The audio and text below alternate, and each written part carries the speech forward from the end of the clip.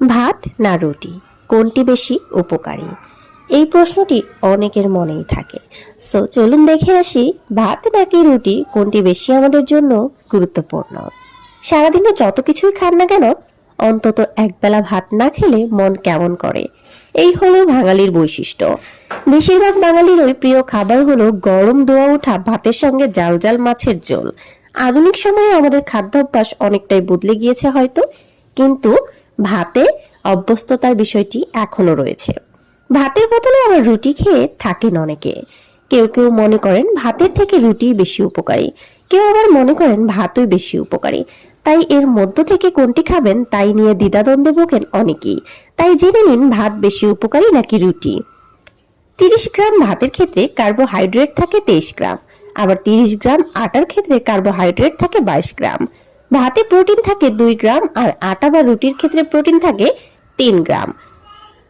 একই পরিমাণ ভাতে ক্যালসিয়াম থাকে 3 মিলিগ্রাম এবং আটাতে বা রুটিতে থাকে 12 মিলিগ্রাম।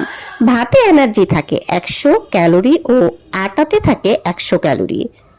ভাত এবং রুটি দুটিতেই আছে প্রচুর ফলেট, যা নতুন কোষ গঠনে সাহায্য করে এবং রক্তে অক্সিজেন সরবরাহ করে। ত্রুটি ঠেকাতেও কার্যকর। সেই কারণে গর্ভবতী মায়েদের রুটির থেকে ভাত বেশি খাওয়া ভালো। জন্মগত ত্রুটি ঠেকাতে এটি খুব বেশি কার্যকর। রুটি ও ভাতে আয়রনের পরিমাণ সমান হলেও ফসফরাস, ম্যাগনেসিয়াম ও পটাশিয়ামের পরিমাণ রুটির তুলনায় ভাতে কম।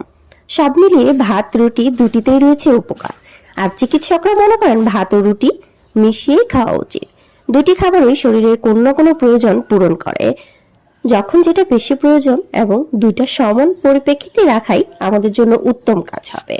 ভাত এবং রুটি আমরা বাঙালিরা কখনো বাদ ছাড়তে পারবো না, এবং আমাদের রুটিও কিন্তু খাওয়াটা খুব বেশি জরুরি। সো আপনি এই ভিডিওটি দেখে সম্পূর্ণ ডিসিশন নেবেন আপনি আসলে কিভাবে আপনার খাওয়ার কম্বিনেশন করবেন।